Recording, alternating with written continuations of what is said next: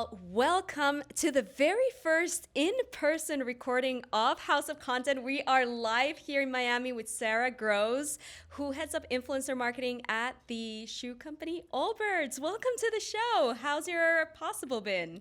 Thank you for having me. I didn't realize this was the first live taping. This is exciting. So exciting. We've had house guests on before, but it's all been remote. My two co-hosts are in LA, but we are here today. We're here to talk about all things influencer marketing. But before we get into that, I want to hear about who is Sarah Grosz. Yes, I'm Sarah. Spoiler alert. I've been in the influencer space just shy of 10 years. I started on the agency side. I basically joined a performance marketing agency. They were the best of the best in performance media, but they did not have an influencer service for their clients. And they were working with a lot of disruptors in the space. And so little old me, 21 years old, raised my hand and I said, I want to do it. So they gave me a client and I just figured it out. I was doing everything through spreadsheets and Google Slides and very manually hacked. There was no system or tool to help scale. It was all done manually. And I just had so much fun and it worked. And so I had one client and then another client and then another client. And by the fourth client, I'm like, okay, guys, one, we should probably start charging for this. And two, let's get a team together. And so I started hiring and it was a lot of fun. COVID happened. And that was a huge accelerator for my business because the agency was producing content in-house that would funnel the paid media. And so these productions were huge. I'm talking tens of thousands of dollars, if not hundreds of thousands of dollars from brands that you probably have, wear, eat, consume, purchase today. And so that business quite literally died overnight. And so I acquired as much as I could just to keep the cash flow going. Yeah. And so that's where I learned all my UGC tactics. That's how I was able to really be nimble and shift strategy. And so I joined Allbirds just under 3 years ago, and I started the strategy from the ground up, both on the paid influencer side and the affiliate micro-influencer side. And in between building both sides of the business for influencer marketing, I was also working on the UGC of it all too. So you have really seen it all. You've grown with the industry. And before we get into all of your tactics and strategies that you're running today, are you ready for a little quick fire? I hope so. Okay, let's warm up. So first up, what's your influencer marketing hill that you're willing to die on? Okay, so the best influencer marketers are die-hard reality TV fans. Amen to that. Like, I watch all of the franchises of 90 Day. We discussed this as we were warming up. 90 Day, The Bachelor, Mormon Wives. Bravoholic, all of it. And I think today also because now there's an actual business angle to it because the pipeline from reality TV to then content creators online to then quick turn campaigns that live in culture is just instant. For example, one of my favorite ones of late is Uber Eats. Partnering with both Carl and Lindsay from Summer House on the Carl's a Mess campaign. So I need to catch up on Summer House. I know. No spoilers here, but let's get into the next one. So do you create content yourself? And if yes, which niche? I do. I create a lot of business content. Yes. So I talk a lot about tactics and strategies on my Instagram page called good.cpg. I also am, I guess technically it's so icky to say, a LinkedIn influencer. Hey, we're in the same boat here. Say it with your whole chest. Come on, it's 2026. It's your LinkedIn. You heard it here first. Yeah, I got into it when I was in college or in the process of dropping out of college, posting all of my shenanigans on LinkedIn, being extremely ruthless, and just deciding that this is my mouthpiece where I couldn't be stopped by any faculty or professor, and my thoughts and my ideas were going to be shared to whoever I wanted it to be. And I really wrote a lot on LinkedIn. Did a lot of video content on LinkedIn. And the best part about LinkedIn is followers never reduce or deduct. So you'll always have the same amount of followers. It takes a lot of effort to like unfollow someone on LinkedIn. So it's a really strong place to grow a network and a following. And I think it's only getting started. You know, I'm seeing a few consumer brands starting to play in the LinkedIn influencer space, but remains to be seen. I want to know, if you were to go viral for a piece of content, what do you think it would be? I think it would be for creating one pot dishes. I am the queen of just throwing whatever I have in my fridge and my cabinets and just whipping up something delicious. Every time it's different. Every time I don't know what I make, but that's what I would go viral for. Oh, I would follow that immediately. I think for me, I also create business content, but I feel like if I were to share story times from how I grew up, so my dad's a circus clown, and I grew up touring all over Central Europe. So I feel like those would be the stories that I might go viral for, and I'm still debating whether I should do like a different TikTok just for that. I mean, yeah. I feel like you could do the hula hoops, contortion. I don't know. I'm getting a vibe. I have, but I am not as nimble today as I was as a kid. Anyways, let's dive into today's topics. I want to pick your brain on all things influencer and creator and affiliate. And I want to start with Allbirds. You have such a distinct brand world.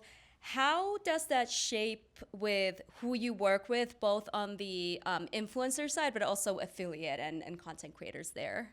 Sure. So it's no surprise when people know Allbirds and they think of the brand, they think of the classic tech bro. And so when I joined, the whole purpose of investing in influencer was new customer acquisition, new audiences, new demographics. We sell women's shoes. At one point, we sold kids' shoes. So different than just normal tech bro. And a lot of the times when I showed people new styles and new silhouettes of Allbirds, they're like, these aren't Allbirds. These don't look like the normal tree runners or wool runners, whatever classic style the brand, the legacy is known for. And so creating more of a different perception was my goal. So going after more of the millennial moms, a lot of lifestyle, fashion even, which was kind of ironic to go after fashion influencers being technically a fashion brand. It just wasn't done in a strategic way before. And so that took a lot of work. It also took a lot of processing data, especially when the affiliate influencer program existed before me, but there wasn't any good response to who is in our program. And so I think of influencer as a lever to change perception. And so it was the goal for the affiliate influencers especially was like, how can we go from the ground up and have our customers and our community advocate for us where we want to be? And we have to do that by selecting the right partners in the right places. And so that's was my entire job for a long time, still to this day. But really going deep in the beginning and understanding who is our best advocate and how does that match with the brand positioning we aspire to be. So you essentially repositioned the brand on social using affiliate and influencers. That's pretty cool. Talk to me a little bit about the selection process on like, what are you looking for when you're selecting people to join either the affiliate program or influencers? Like, how do you evaluate against the brand voice, the tone, the look, feel, and the culture? Totally. So if there's two different thought processes. The first one, the easier one, is paid influencer. They have to come with it. They need to bring it. I am not there to teach them what they know and what their audience loves. It's more of a challenge of finding those right partners at scale because they exist, but they're in the nooks and the crannies, and audiences get exhausted, especially when an influencer has a finite amount of people that they talk to, and they'll grow month over month, but essentially the bulk of their audience is always the same. And so it gets more exhausted than other channels like paid social. So that's one decision factor for paid influencer, is just finding the right influencer that has what you're looking for already. Totally opposite when we're talking about micro influencers, community. What I'm looking for is maybe at least 60% of who I'm looking for is like they already come with.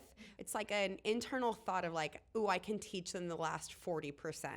And especially with style and fashion, it's easy to give briefs and say like, this is how we want to show up in the world. Like we want to show up in the quiet luxury space, no big logos on your shirt, very neutral tones. We love denim.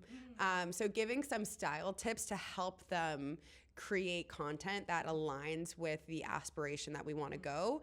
And also it's really nice too, because a lot of the times it creates stronger relationships with the micro influencers when you're there to go through those like first steps of like, hey, you can actually convert your audience, and teaching them the tricks of the trade, and like change that liquor, change the sticker link. Yeah. Not using the generic link URL on there, but just say, click this or buy me or last few left, helping them with these very basic ideas, and they'll remember you as a brand every single time, and they'll create huge loyalty for it as well. You've probably hired hundreds, if not thousands of creators for the campaigns that you run. Do you have a sixth sense when it comes to finding and identifying creators that you know are going to convert? Like, what are some of the markers of people you'd hire instantly? Well, for conversion, it's hard to compete in a space that is always the same. So if I am looking for a fashion influencer and they're promoting a different brand every single post, their audience might get fatigued or exhausted, or analysis paralysis is like, I love the jeans and I love the top and I love the hat and I love the shoes, but I only have this much money and I can't get them all. Maybe you'll be added to their wish list, maybe you'll get a click, but you won't get that conversion. And so when I think of our top converting affiliate partners, they're always in these really niche audiences that make sense, that the influencers and affiliates have the authority, but they're not necessarily only posting about fashion. And so people like moms, where they are posting lifestyle content, true lifestyle, where they're doing days in the life, and their circle of moms are also following them. That was a huge success in terms of audience. Another interesting one is doctors and nurses. Oh, where makes they're sense. on their feet all day long. They need comfortable shoes. And sometimes we even worked with doctors that specialized in feet. So they could talk about more technical aspects of shoes. One really fun partner that I had, I love her so much. She's awesome. She was on the Golden Bachelor, Debbie Siebers.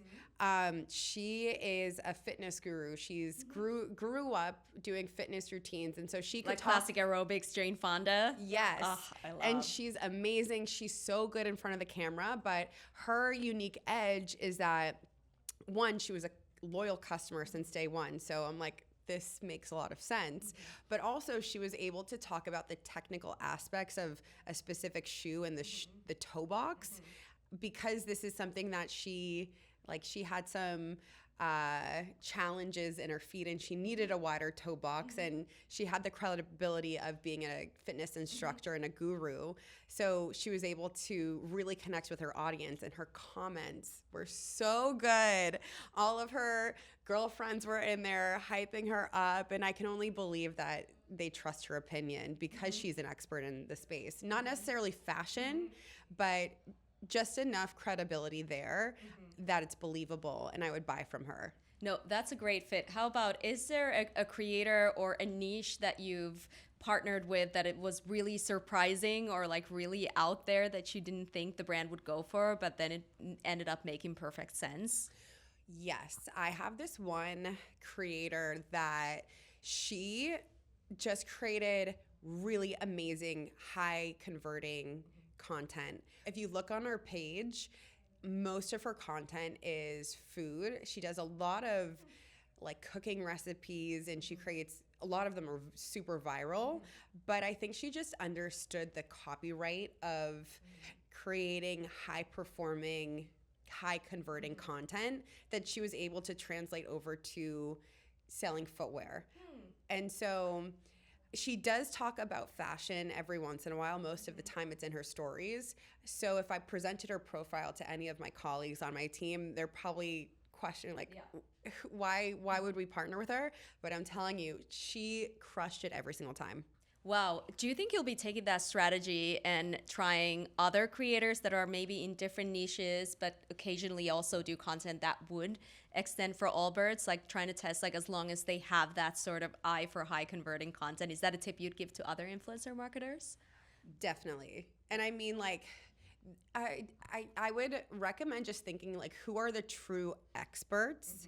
And then also if they have some sort of credibility behind them. So like teachers would be an amazing audience to go after. Yeah. And they, especially if they teach young students, they know how to explain things in a way that literally a second grader can understand. That's an audience that I always think it has to just work. And if it doesn't work organically, the hack is leveraging it not only for ad content, but whitelisting. And so it's when the influencer gives access to their ad manager, to the brand, and the brand can dictate the audience and the spend, but also it could double tap into the audience that the influencer has created. I think it's so underutilized still today. If I look at a lot of influencer strategies, and me as a creator, you know, I have partnered with a few brands on LinkedIn now, and it's been a mix of both like SaaS and like influencer platforms, but then also consumer brands. And I think if you're looking for your influencer content only to perform organically, you're leaving a lot on the table, because again, like just you've spent a lot less on the production compared to if you were to like shoot something. And so I'm curious to hear a little bit more about your thoughts on whitelisting and where the industry is at, and whether influencer marketers should be just spending more on that side of the table. Yeah, it's hard for me to believe that brands don't know they should be doing whitelisting. I know, right? I think every brand aspires not only to start whitelisting, but also scale it. The challenge is it's such a manual process, not only manual, but the platforms and systems constantly change. So it's hard to create a scalable, easy process. Even like how I started was I just sent influencers a PDF on exactly like take a screenshot of like the process and just put it all on a PDF and send it over. Very quickly that was wrong, just because the platform itself meta changed. So the buttons weren't the same, the permissions weren't where they're supposed to be. And so at that point, it's a huge headache, especially when we're working with 10, 20, 30 influencers that I'm trying to onboard. I'm like, oh my God, okay, hold up. Is there a better way? So yeah, I know that brands want to do whitelisting. It's super efficient and it's basically a guaranteed win. But the challenge is having the mental bandwidth on their team to navigate through these platform changes. It sounds like we might need to vibe code like a universal whitelisting platform that connects to all of the APIs. Well, I mean, it exists. Okay, this is another hot take. Okay, let's go. So these platforms like one-click whitelisting, they exist, but it's just so expensive. And when I compare the cost of doing it myself versus paying, I don't know, $1,000, a few $1,000 a month, it's like, I'd rather pay that to an influencer and get more partnerships out of it versus getting, I don't know, 10 influencers onboarded for whitelisting. Yeah. I feel like with like AI, this is about to change pretty quickly. But actually pivoting a little bit, if you had to step in and rebuild your influencer strategy from scratch tomorrow, like where would you start? That's a good question. I think that generally personal data isn't the right word, but just collecting data on your audience and your ambassadors and influencers is so vital. I would start there and kind of think about all of the different ways where I can collect data that makes sense. A good example is when I was rejiggering the influencer program, we didn't ask for birthday. And so birthday, it kind of is interesting because one, influencer facing, I can ask them like, hey, what's your birthday? I need to make sure you're 18 years or older to work with us. But on the flip side, it's another touch point for me to get more personal with the influencer and send them a happy birthday note. So things like that, I would make sure my program starting fresh is collecting these interesting data points as frequently as possible, but also bucketing it in different categories so it's really easy to understand, and then to scale personalization. Another example of this is I was really looking for a very specific UGC. Golf, actually. This is a real example. Yeah. And I'm like, okay, well, I can't just like blast out to my network and say like, who plays golf? That's just a can of worms. Yeah. So instead, what I did is I surveyed every single ambassador of mine. One of the questions included, I play golf. It was also, I'm a mom, I'm a dad, I'm graduating, I have a dog. So all of these different data points that were structured aligned with a future UGC moment that I knew for Mother's Day, I knew I was going to need some content. Father's Day, graduation's coming up, March Madness, whatever season is coming up, I knew I needed content for it.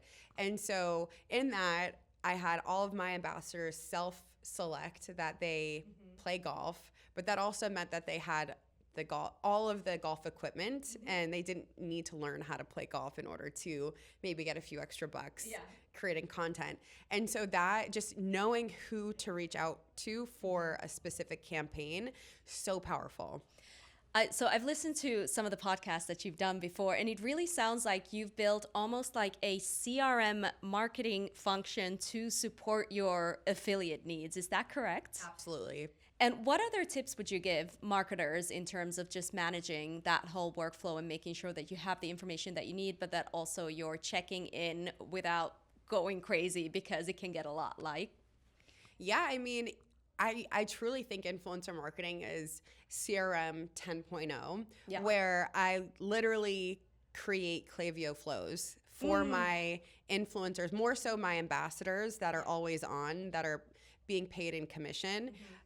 They have their own welcome flow. Yeah. And they have their own re-engagement flow, where if they're dropping off and they're not posting content, I throw them into a different flow and say like, hey, I've noticed maybe you haven't prioritized this. And then I'll give them a challenge. I'll give them an offer. I'll give them a different commission to incentivize them to reactivate. It also takes so much more effort to onboard new partners, and also a lot more money, because you have to send them product than it is to just retain who you already have in your program. And so by creating these different communication flows and triggers, it does wonders. I think that's so smart. I want to do one more section before we close out. Okay. Your career story really inspired me. It really sounds like you built your career, right? And we have a lot of people listening who are on maybe earlier stages of their career, getting into social advertising, influencer marketing. What would be your top tip in terms of like building out expertise and not waiting for somebody to give you the tasks to learn? Yeah, I mean, one, if you're early in your career, leverage that to your advantage, especially if you're a student and you're not using your student email to reach out to executives, especially in, CPG, D2C. I feel like it's such a small, close-knit community. use that to your advantage and get in touch and get that response. And you're just a student learning. Yeah. And if you're or an alumni from like you went to the same college. Or an alumni. So that would be just like an easy low-hanging fruit tip. Another thing is to collaborate with experts when you can. Ask to do a podcast. You don't have to come with that thought leadership, but the person that you are connected with gives you that credibility because you're in the same room with them. Yeah. And then the third thing that I would say is it's kind of very confident thinking that your content is going anywhere with no audience. So it's the best time to learn and play and test, especially when you don't have an audience. I was actually just launching a Substack. Nice. And it's one of my favorite platforms. I love it. I need to follow you. It's so interesting. But this was something that I'm writing about is it's the fearless phase of anyone's beginning is just like throwing things and seeing if it sticks because there's no audience. And as soon as there's an audience, that should be your aha moment. But it also should be like, go until you get that. I think also, you know, keeping that audacity that you have when you're first starting out as like, you know, I'm like over a decade into my career at this point, but I remember like my first years at TBWA, and this was in Helsinki. So I'm at like a tiny offshoot office of this massive network.